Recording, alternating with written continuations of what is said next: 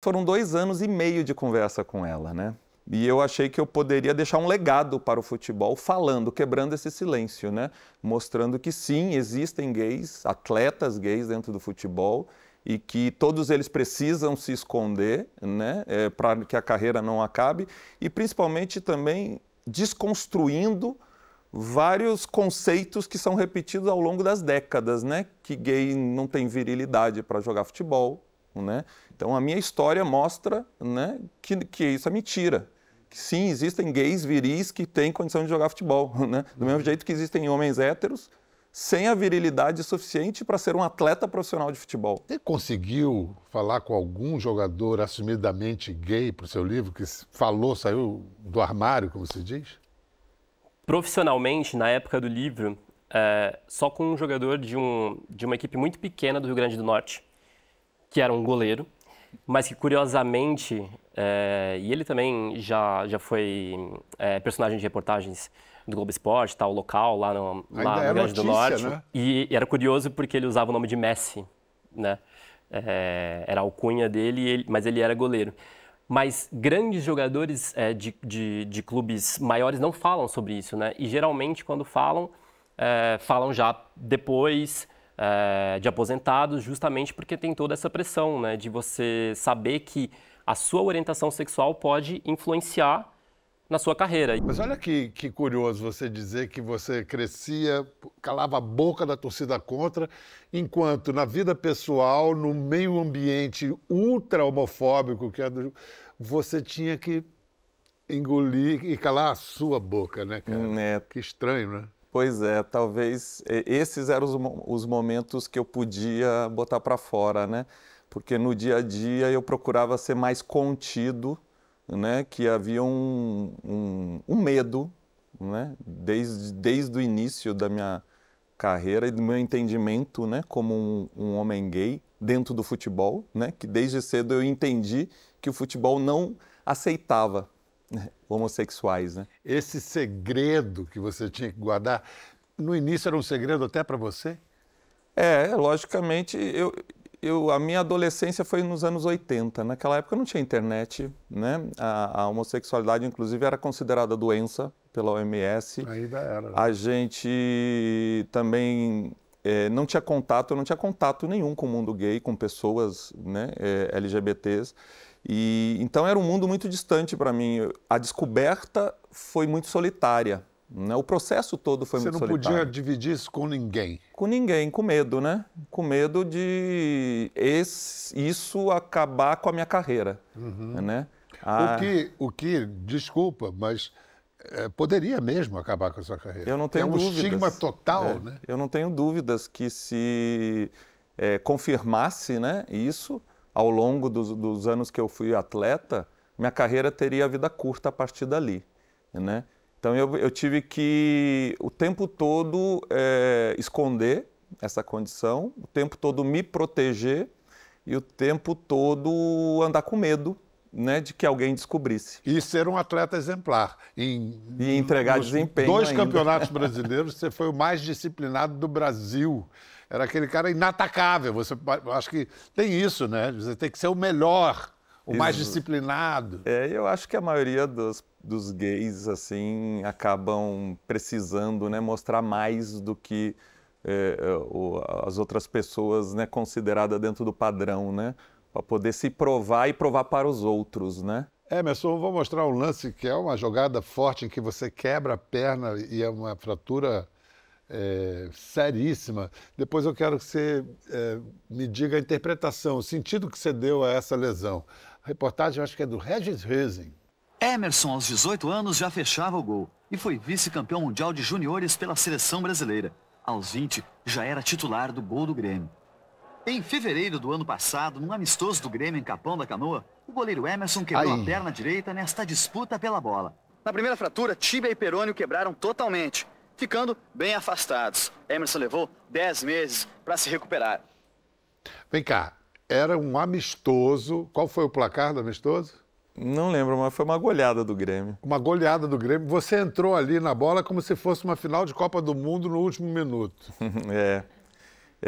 Foi uma decisão, assim, que demorei muito para entender, né? Mas depois de 20 anos de terapia, talvez eu até tenha uma explicação por que eu me joguei tão loucamente assim nessa situação, porque era um jogo de início de temporada contra um time amador, um jogo preparatório, e que se tomasse o gol ali não teria nenhuma consequência, né?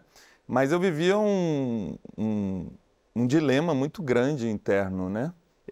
A minha vida profissional caminhava para ter um destaque muito grande, só que... Mas era um super-herói com uma identidade secreta. Exatamente, e a minha vida pessoal era um vazio muito grande, por conta disso. Eu até então nunca tinha me relacionado com nenhum homem. Você nunca tinha namorado? Com nenhum homem, então todo o entendimento sobre minha sexualidade, toda a aceitação, que também foi um processo difícil, né, foi muito solitária, foi muito só, né? E aí logicamente que eu jogava tudo dentro ali do esporte, né, para poder equilibrar, mas quanto mais sucesso eu fazia, mais conhecido ficava, mais famoso, ficava mais difícil para poder, inclusive, paquerar alguém, né? Então, para equilibrar esses dois mundos, eu acho que hoje, depois, como eu falei, depois de 20 anos de terapia, eu entendo que foi uma decisão inconsciente ali de sair de cena. Né? De se expor a um perigo, a um risco desse poder sair de cena para poder equilibrar um pouco esses dois mundos. E você ficou quantos meses aí parado? Essa primeira lesão foi quase 1 ano parado, foram 10 meses. E nesse ano parado, você conseguiu viver a sua orientação? Foi quando eu me afastei, eu fiquei muito tempo com a perna engessada, enfim, né? E aí, nesse tempo que eu comecei a ir num bar alternativo em Porto Alegre, né? Foi meu primeiro contato com esse mundo, né? Mas como eu era uma pessoa muito conhecida em Porto Alegre, né? Logicamente que começaram ali também já alguns comentários. E quando eu percebi isso também eu recuei, né? Mas os comentários se espalharam, né? Então eu também não podia ir com muita sede a esse mundo também, porque prejudicaria a minha carreira, né? E ao mesmo tempo eu precisava esconder tudo isso, né? Foi bastante difícil, porque, volto a falar, eu sempre vou repetir muito isso, o processo foi muito solitário. E por vezes eu acabei tendo depressão ao longo da minha carreira, e até as próprias depressões também foram curadas solitariamente, né? Porque eu não podia, por exemplo, nem falar com o médico do clube, né? Como é que eu ia dizer que estava com depressão? No futebol, a gente aprende desde pequeno que precisa ser forte, né? Se você é fraco, sai porque tem outro para jogar no seu lugar. Por isso, e também por causa dos 20 anos de terapia que você falou, que você em 22, tem 3 anos, você fez questão de vir a público se declarar gay, porque você foi um gesto, né, corajoso e que você sabia que ia ter consequências não só para você, mas para muita gente, né? Pode ter ajudado muita gente. Bial, na verdade, não foi uma decisão fácil, né? Tudo começou com a Joana de Assis, jornalista aqui do Sport TV. Excelente. Ela me procurou, maravilhosa, ela me procurou para fazer uma matéria sobre homossexualidade no futebol. E eu, de cara, recusei participar, mas me abri com ela, né? sobre a minha vida, e me coloquei à disposição para ajudá-la, porque eu entendia que o que ela queria construir ali era importante. E eu disse, eu te ajudo, passo todas as informações possíveis que eu puder, mas eu não quero participar. Mas foram 2 anos e meio de conversa com ela, né? E eu achei que eu poderia deixar um legado para o futebol falando, quebrando esse silêncio, né? Mostrando que sim, existem gays, atletas gays dentro do futebol, e que todos eles precisam se esconder, né? Para que a carreira não acabe, e principalmente também desconstruindo vários conceitos que são repetidos ao longo das décadas, né? Que gay não tem virilidade para jogar futebol, né? Então a minha história mostra, né, que isso é mentira. Que sim, existem gays viris que têm condição de jogar futebol, né? Do mesmo jeito que existem homens héteros sem a virilidade suficiente para ser um atleta profissional de futebol, né? Então a virilidade não está na sexualidade. O que alimenta o preconceito é a ignorância. O que derruba o preconceito informação. Então entra aí nessa... Acho que é bom, uma boa hora para entrar na nossa conversa, o autor, um jornalista que estudou a fundo a homofobia no futebol e fez um livro chamado Bicha, Homofobia Estrutural no Futebol. Então a gente vai incluir na conversa João Abel. Fala, João. Tudo bem? Querido, como é que tá? Tudo bem, e você? Eu não apertei a mão dele porque ele está com o dedinho quebrado. E você sabe que eu tenho a mão grande, mas a altura não ajuda muito, então goleiro não dava. Sim. Virei o quê? Levantador? Jornalista. Ah! Não. Levantador também não é para mim. Líbero, talvez. Líbero, né? Mas o que levou você a investigar esse tema, além da curiosidade natural de um jornalista, pessoalmente? Então, eu acho que a falta de informação sobre isso, né? O livro foi escrito em 2018, e eu acho que no momento que a gente precisava falar sobre isso. Esse livro aqui. Ele foi escrito em 2018 e foi publicado em 2019. E quando eu fui atrás de entender um pouco sobre a questão da sexualidade no esporte, eu encontrei pouquíssimo material. Não encontrei um livro que contasse essas histórias, né? Que mostrasse essa homofobia de uma maneira estrutural dentro do esporte. E aí eu fui pescando histórias, então o livro fala tanto de jogadores profissionais quanto jogadores amadores e fala também de torcedores. E ele serve como um guia básico, eu procurei ao máximo não impor o meu pensamento dentro do livro, né, mas simplesmente relatar aquelas histórias. Você conseguiu falar com algum jogador assumidamente gay para o seu livro, que saiu do armário, como se diz? Profissionalmente, na época do livro, só com um jogador de uma equipe muito pequena do Rio Grande do Norte, que era um goleiro, mas que curiosamente, e ele também já foi personagem de reportagens do Globo Esporte, tal, local, lá no Rio Grande do Norte. Né? E era curioso porque ele usava o nome de Messi, né? Era a alcunha dele, mas ele era goleiro. Mas grandes jogadores de clubes maiores não falam sobre isso, né? E geralmente quando falam já depois de aposentados, justamente porque tem toda essa pressão, né, de você saber que a sua orientação sexual pode influenciar na sua carreira. E vocês estavam falando sobre isso. Como você estava dizendo. Eu só consigo pensar quantos jogadores hoje, né, a gente estava falando, o Brasil tem um universo aí, na última contagem, de mais de 30 mil atletas profissionais, né? Olha, 88 mil atletas profissionais no Brasil. Vamos dizer, a estimativa no Brasil é que seja entre 5% a 10% da população do país seja de gays. Quer dizer, algo em torno de 20 milhões de pessoas. Isso é muito difícil precisar. Futebol, né? tem 88 mil atletas, 100% heterossexuais. A conta...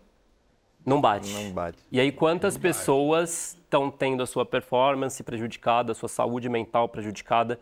Em 2020... um jogador da Premier League publicou uma carta anônima num tabloide inglês, o The Sun, onde ele diz, a gente não sabe quem é, uma carta anônima, mas ele diz que é homossexual e ele fala com todas as letras: eu tenho problemas de saúde mental, a minha performance é afetada e eu não posso falar disso com ninguém. Mas teve um jogador inglês que, lá atrás... Está na capa do livro. Essa ilustração é do Justin Fashanu, que é uma história... tão fascinante quanto trágica, porque ele morreu muito cedo. Ele foi o primeiro jogador assumidamente homossexual de grande expressão, né, num clube grande. Ele foi revelado pelo Norwich, depois foi jogar no Nottingham Forest, na época em que o Forest tinha sido bicampeão da Champions League. E ele sofreu muita pressão, não só por ser homossexual, mas porque ele era negro, filho de imigrantes, foi o primeiro jogador negro a ser vendido por 1 milhão de libras. Então, tudo aquilo afetou muito o psicológico dele e a carreira dele acabou sendo arruinada por técnicos, imprensa e toda essa pressão que ele sofreu, né, ao longo da carreira dele. E na arquibancada? Na arquibancada a gente já tem, né, torcidas organizadas, torcidas gays, mas a gente está na plateia aqui com um casal de torcedores que foi ameaçado por outros corintianos durante uma partida contra o Palmeiras na Neoquímica Arena. Leonardo Maciel e Lucas Rabelo, muito obrigado por estarem aqui. Muito bacana receber vocês. que aconteceu com vocês, Leonardo? Vocês estavam assistindo o jogo e começaram a... O que vocês ouviram? No começo do jogo, a gente já percebeu que havia um grupo de pessoas e um cara especificamente encarando muito a gente de forma muito abrupta, agressiva.